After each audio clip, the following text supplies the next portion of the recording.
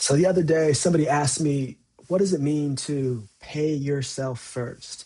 And I'll be honest, I had never actually heard that before, but initially it gave the impression of something that somebody says to maybe sound super wise, but deep down, maybe they don't know what they're talking about.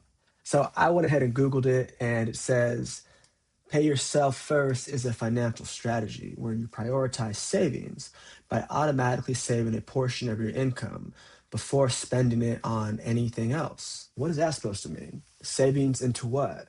A piggy bank? A 401k? A mattress? And savings for what? So maybe that sounds very wise, but to me, it screams theoretical bullshit because I can spew as much wisdom as I want, but it's useless if you cannot take it and use it in the world that you actually have to live in. And in the world that we actually have to live in, we experience money very linearly. And what I mean by that, like it's March right now. So I will have to pay all of my March bills, my March mortgage, my March credit card statement.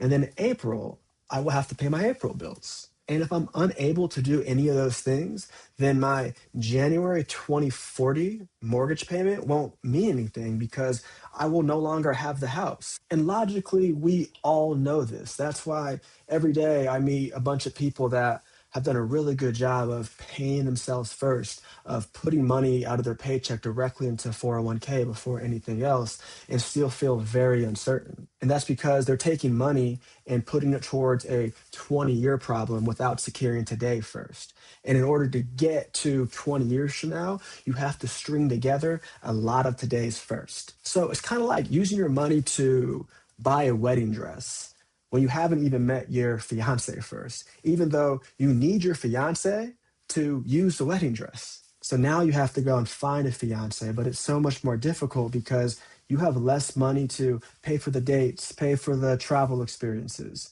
You spent it on the wedding dress.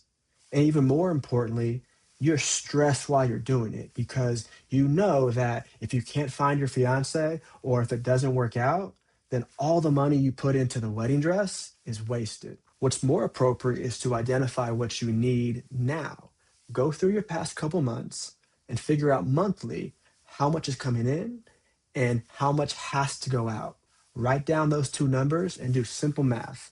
The difference is what you use to pay yourself, but in a very specific way. Put it aside until you have 3 or 4 months of the how much has to go out number. This will ensure that your saving strategy actually lines up with how you're going to experience the real world. This is your stabilize mode. Before you can sync your actions to your goals or shift when life changes, you have to have stability. Once you have that, you're not going to be stressed over the wedding dress or the 401k. You're going to have a foundation that you can build from, but you can't skip today to get to tomorrow because finance always happens in order.